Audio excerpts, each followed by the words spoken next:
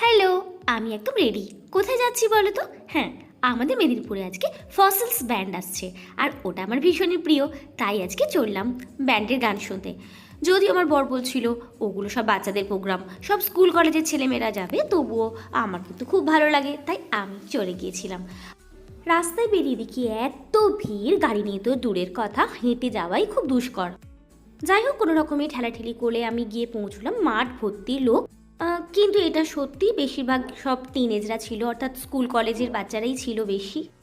আমি তো এত পেছন দিকে ছিলাম, কিছুই দেখতে পাচ্ছিলাম না, শুধু গানই শুনতে পাচ্ছিলাম না। শেষ পর্যন্ত একটা বাঁশের ওপর উঠে প্রোগ্রাম দেখলাম।